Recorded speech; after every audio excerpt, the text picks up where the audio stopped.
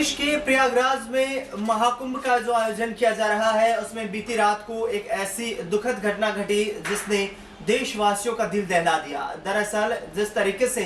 श्रद्धालु वहां पर कुंभ में जा रहे हैं, स्नान कर रहे हैं और कहीं ना कहीं अपनी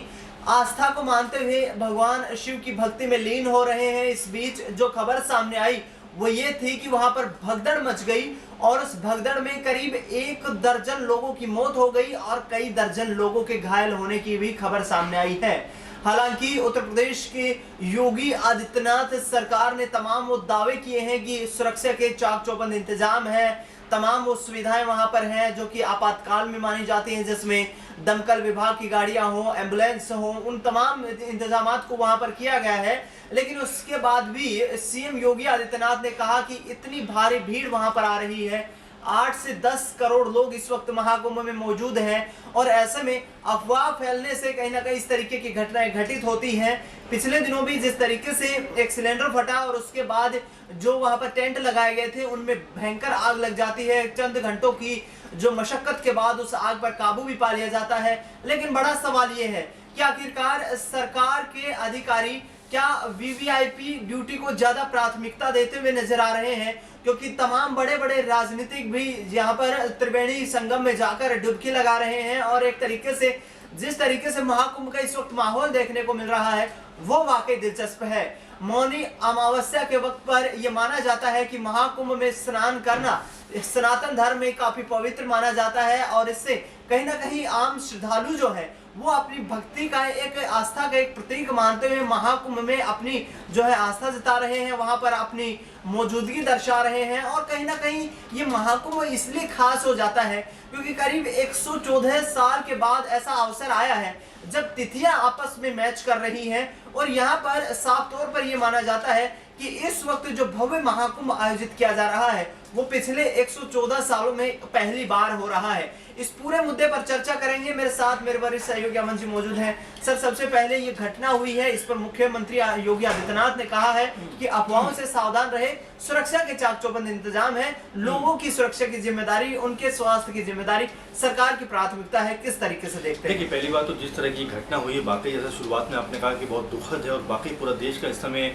जो है दिल दहला हुआ है कि इतना बड़ा हादसा होना अपने आप में कहीं ना कहीं सुरक्षा के ऊपर सवाल भी खड़े करता है, क्योंकि लगातार आपने देखा दिनेश जी की सुरक्षा को लेकर बहुत सारी बातें कही जा रही थी कि कुछ भी घटना होने से पहले तमाम जो सुरक्षा कर्मी उसको रोक लेंगे और तमाम तरह के जो हाईटेक इंतजाम है वो किए गए थे, लेकिन सबके सब इंतजाम धरे के धरे रह गए क्योंकि यहाँ पर जिस तरह से भगदड़ मची है और जो आंकड़ा आपने दिया कि अभी तो ये आंकड़ा शुरुआती आंकड़ा, इसमें हम ये नहीं कह सकते कि यही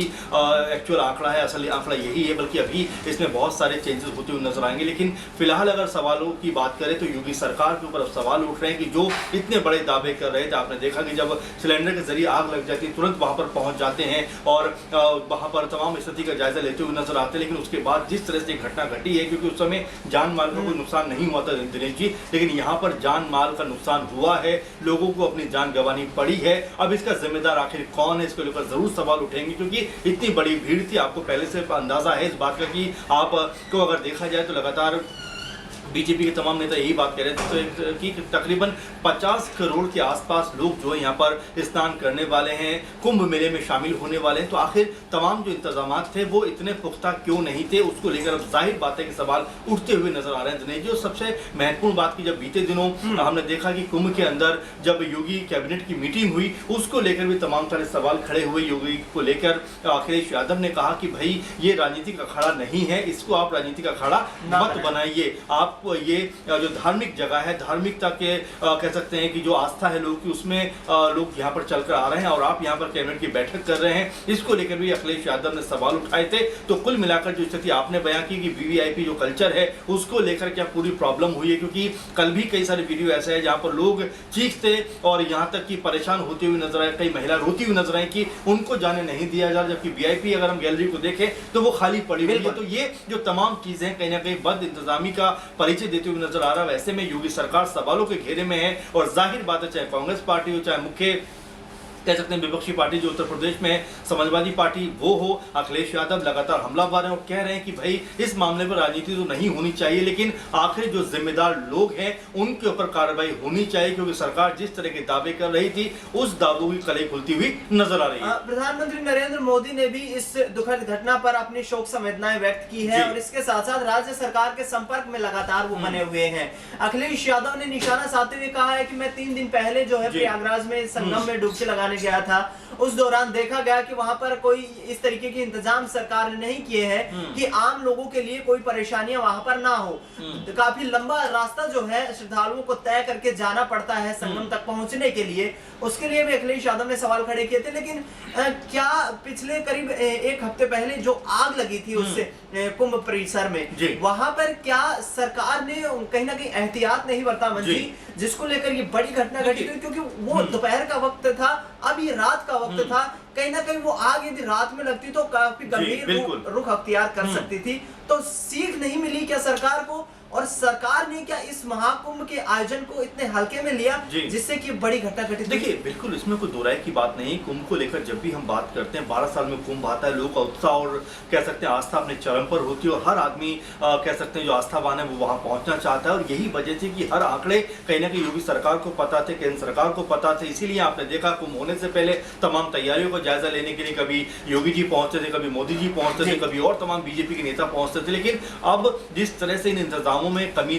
जा रही है या पुख्ता इंतजाम नहीं है, तो आखिर उसकी जिम्मेदारी कौन लेगा? क्योंकि यहाँ पर देखिए लोगों की जान गई, इसमें कोई दो राय की बात नहीं है। अगर बेहतर इंतजाम होते, जैसे आपने भी कहा कि अगर वो आग अगर रात में लगी होती तो क्या उसको संभालने में हमारा जो कह सकते सुरक्षा व्यवस्था है क्या पूरी तरह से सफल हो पाती, ये अपने आप में बड़ा सवाल है। क्योंकि अगर रात में ये घटना हुई है और यहाँ पर अगर आंकड़ों की अगर हम बात करें तो अभी सही आंकड़े तो हमारे पास नहीं है, लेकिन फिर भी मिला जुलाकर जो चीजें सामने आई, लगभग दर्जन भर से भी ज्यादा यहाँ पर मौतें होने की खबर सामने है और कह सकते हैं कई दर्जन लोग जख्मी हुए, घायल हुए। तो जाहिर बात है कि जिम्मेदारी तो सरकार की बनती है। ऐसे में जबकि योगी सरकार लगातार अखिलेश सरकार पर कह सकते हैं उंगलियां उठाती थी कि भाई इन्होंने हाँ बिल्कुल में ये दिक्कत पैदा कर दी, इस तरह से नहीं किया। लेकिन अब जब ये चीजें हुई हैं तो इसका जवाबदेह कौन होगा? और आपने एक बात कही कि लोग जो हैं वो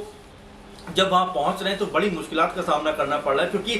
कल भी मैं किसी से बात कर रहा था दिनेश जी, उन्होंने वो कुंभ होकर आए हैं, उन्होंने कहा कि 18 किलोमीटर पहले रोक दिया जा रहा है और ऐसे में महिलाएं बच्चे जिस तरह से परेशान होकर पहुंच रहे हैं क्योंकि कोई पुख्ता इंतजाम ना बसों का है ना बाकी सवारियों का है, तो ये कहीं ना कहीं बद इंतजामी को दर्शाते हैं। और देखिए जब कह सकते हैं आम लोग जब पहुंचते हैं और लंबी लंबी कतारों में वो खड़े होते हैं और कह सकते हैं कि 10-10 घंटे 12-12 घंटे करना पड़ता है, और वहीं जब VIP लाइन को आप देखते हैं तो वो खाली पड़ी हुई नजर आती है, यानी कि तो लोगों में एक गुस्सा तो उमड़ता ही है। तो ये तमाम जो चीजें कहीं ना कहीं योगी सरकार के ऊपर सवाल खड़े करती है कि क्या BBIP को अधिक सुरक्षा देने के लिए सारा का सारा फोकस उस तरफ था? आम आदमी जो लोग हैं क्या उनकी जिंदगी के लिए कोई खास इंतजाम नहीं किए गए? क्योंकि इसमें जो लोग जिनकी मौत हुई है वो सब एक आम परिवारों से गए हुए लोग हैं और आपने जो फुटेज देखे और तमाम दर्शक जो फुटेज देख रहे होंगे वो काफी दर्दनाक है, भयानक है। अब इसकी जिम्मेदारी किसी न किसी को तो लेनी होगी और जाहिर बात है कि राज्य सरकार के हाथों में अगर इस आयोजन को कराने की जिम्मेदारी थी तो राज्य सरकार पर अब सवाल उठते हुए दिखाई पड़ेंगे। राहुल गांधी की बात करें, अखिलेश यादव की बात करें, प्रधानमंत्री नरेंद्र मोदी की बात करें, अपना यादव की बात करें, डिंपल यादव, ये तमाम बड़े राजनीतिक चेहरे हैं जो इस घटना को लेकर अपनी शोक संवेदनाएं व्यक्त कर रहे हैं। लेकिन योगी आदित्यनाथ इस सरकार की कैबिनेट की बैठक होने वाली है अमन जी, और उस बैठक में ब्रजेश पाठक, इसके साथ साथ बात करें केशव प्रसाद मौर्य और तमाम लोग उस बैठक में मौजूद रहेंगे। तो क्या योगी आदित्यनाथ के पद को लेकर भी यहाँ पर कहीं ना कहीं उनकी जिम्मेदारियों को लेकर भी कोई बड़ा फैसला हो सकता है? क्योंकि महीने भर में हम देखें तो ये तीसरी ऐसी घटना है जहां पर आम जन को नुकसान हुआ है। झांसी में एक मेडिकल कॉलेज में जिस तरीके से जो नवजात बच्चों के झुलस जाने की जो खबर सामने आई थी, उसके बाद महाकुंभ में ही जिस तरीके से वो आग लगी और उसके बाद ये घटना घटित हुई है, क्या योगी आदित्यनाथ की जिम्मेदारियां यहाँ से अलग की जा सकती है? देखिए बिल्कुल, झांसी का आपने जिक्र किया दिनेश जी, आपको भी याद होगा, तो हम दर्शकों को याद होगा कि उस समय उपचुनाव चल रहा था और बड़े चरम पर उपचुनाव था, उसी बीच में आग लग जाती है। योगी आदित्यनाथ उस समय रैलियों में जाना अपना जरूरी समझते हैं, बल्कि झांसी में नहीं पहुंचते, तो उसको लेकर भी सवाल उठे थे और कई तरह की बातें उभर के सामने आई थी। क्या यहाँ पर पॉलिटिक्स करना जरूरी था या जो बच्चों की जान गई है उन परिवारों से मिलना जाना जरूरी था? और अब अगर कुंभ की बात करें तो यहाँ पर जिस तरह से हमने देखा कि आग लगी पहले, उसमें भी योगी जी पहुंचते हैं। अब जिस तरह से ये पूरे का पूरा मामला सामने आया है उसको लेकर क्या जिम्मेदारी लेना चाहेंगे? क्योंकि अभी कैबिनेट की बैठक होने वाली है, उस बैठक में क्या कोई बड़ा फैसला निकल के सामने आ सकता है, क्योंकि योगी जी को लेकर लगातार ये बात कही जा रही है कि प्रशासन शासन को लेकर जिस तरह का रवैया वो अपना रहे हैं, क्योंकि आपने देखा कि बुलडोजर नीति को लेकर भी सुप्रीम कोर्ट ने कुछ सवाल खड़े कर दिए थे। तो ऐसे में योगी जी को लेकर हो सकता है कोई बड़ा फैसला निकल के सामने आ जाए, या फिर योगी जी ही कोई बड़ा फैसला करते हुए दिखाई पड़े, क्योंकि ऐसे मामलों में अगर कह सकते हैं कि जिस तरह का ये दृश्य बना है, जाहिर बात है कोई भी सरकार होगी कहीं ना कहीं उसके ऊपर सवाल उठेंगे। हो सकता है कि योगी जी ही यहाँ पर बड़ा फैसला लेते हुए नजर आ जाए, क्योंकि मुझे याद है कि लाल बहादुर शास्त्री एक ट्रेन घटना के बाद अपना इस्तीफा सौंप देते हैं, तो क्या उस राजनीति का परिचय एक बार फिर योगी जी देते हुए नजर आएंगे, या फिर कैबिनेट की बैठक में जो कैबिनेट है या जो कह सकते हैं आला कमान है बीजेपी अब यहाँ से कोई बड़ा फैसला करे, क्योंकि ब्रजेश पाठक का इस बैठक में शामिल होना, केशव मौर्य का इस बैठक में शामिल होना किस तरफ इशारे करता है ये तो खैर बाद में पता चलेगा, क्योंकि राजनीति के रंग और ढंग अलग होते हैं। लेकिन जो ये पूरे का पूरा मामला हुआ है दिनेश जी, उसने सवाल खड़े कर दिए कि जितनी बातें कही गई थी कहीं भी स्तर पे वो सब बातें मुकम्मल होती हुई दिखाई नहीं पड़ी है। तो उत्तर प्रदेश के प्रयागराज में जो घटना घटित हुई, महाकुंभ में कहीं ना कहीं आम जन का जो नुकसान हुआ उसकी भरपाई तो नहीं की जा सकती है, लेकिन सरकार ये दावे कर रही है कि हम और भी पुख्ता इंतजाम करने के लिए तमाम अधिकारियों के साथ बातचीत कर रहे हैं, बैठकें कर रहे हैं, और एक हाई लेवल जो है कमेटी का गठन यहाँ पर योगी आदित्यनाथ सरकार की तरफ से किया गया है। देखना ये होगा कि कुंभ महापर्व के संपन्न होते होते आखिरकार किस संपन्नता के आधार पर सरकार इस आयोजन को सफल बना पाती है। फिलहाल इस खास कार्यक्रम में इतना ही। देश दुनिया की तमाम बड़ी खबरों के लिए आप देखते रहिए ESPN 9।